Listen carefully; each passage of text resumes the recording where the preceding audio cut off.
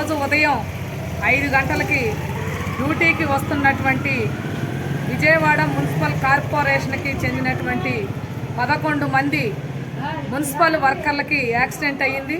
అందరూ కూడా గవర్నమెంట్ హాస్పిటల్లో ఉన్నారు. 4గురికి కాళ్ళు ఇరిగిని, మిగిలినటువంటి వాళ్ళు తీవ్రమైనటువంటి గాయాలయ్యి చికిత్స పొందుతూ ఉన్నారు. వీళ్ళందరూ కూడా ఈ వరద ముంపుకి గురై ఉన్నటువంటి వాళ్ళు. ఈరోజు ప్రభుత్వం చాలా దుర్మార్గంగా, అన్యాయంగా వరదలో మునిగిపోయినటువంటి వాళ్ళను కూడా మీరు డ్యూటీలకు వెళ్ళండి, మీ ఇళ్ళు ఏమైపోయినా పర్లేదు, మీ బిడ్డలు ఏమైపోయినా పర్లేదు, మీకు ఏ ఇబ్బంది వచ్చినా వాటన్నిటిని వదిలేసి ముందు మీరు జనానికి సేవలు చేయండి అని చెప్తా ఉన్నారు. మంచిదే, సేవలు చేస్తున్నారు. వాళ్ళ కుటుంబాలను కూడా ఆదుకోవాల్సిన బాధ్యత ప్రభుత్వానికి ఉంది. ఈరోజు ఈ 11 మంది మున్సిపల్ కార్మికులు ఎవరైతే ఉన్నారో వాళ్ళందరూ కూడా మహిళా కార్మికులు. వాళ్ళందరికీ కాళ్ళు ఇరిగినాయి, తగలరాని చోట దెబ్బలు తగిలిని. అధికారులు వచ్చి పరామర్శించలేరు, మంచిదే.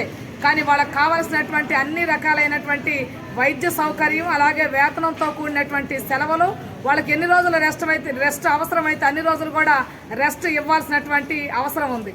వరదలో చిక్కుకుపోయినటువంటి వాళ్ళని కాపాడాల్సిన బాధ్యత ప్రభుత్వం మీద ఉంది. కానీ వరదల్లో చిక్కుకుపోయినటువంటి వాళ్ళని కూడా బయటకు తీసుకొచ్చి మీరు కూడా వరదలో చిక్కుకున్నటువంటి వాళ్ళని సేవలు చేయండి అని చెప్పడం ఏ రకంగా న్యాయం అని అడుగుతా ఉన్నా. ఒక మున్సిపల్ కార్మికులే కాదు, హెల్త్ సిబ్బంది, ఇతర రకాల కాంట్రాక్ట్ అవుట్సోర్సింగ్లో పనిచేసేటటువంటి వాళ్ళందరినీ కూడా ముందు మీరు డ్యూటీలు చేయమని చెప్తున్నారు. ఇప్పటికీ మోకాళ్ళలోతు, నడువులోతు నీళ్ళల్లో వాళ్ళ ఇళ్ళు కూరుకుపోయి ఉన్నాయి. ఒకవైపున బట్టలు కట్టుకోవటానికి, మార్చుకోవటానికి కూడా లేనటువంటి పరిస్థితి. ఇంట్లో సామానంతా తడిసిపోయింది. ఈ రకమైనటువంటి ఇబ్బందుల్లో ఉన్నటువంటి వాళ్ళని తీసుకొచ్చి పనులు చేయమనే పాత్రలో ఇబ్బంది పెడతా ఉన్నారు.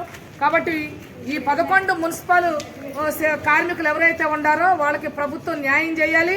పరామర్శించేటటువంటి పని వరకే ఉండటం కాదు, వాళ్ళకి కావాల్సినటువంటి అన్ని రకాలైనటువంటి వైద్య సౌకర్యాలు ఇతరత్ర కూడా చూసే పని చేయాలని రాష్ట్ర ప్రభుత్వానికి విజ్ఞప్తి చేస్తా ఉన్నాం. కే ధనలక్ష్మి, CIT రాష్ట్ర కార్యదర్శి.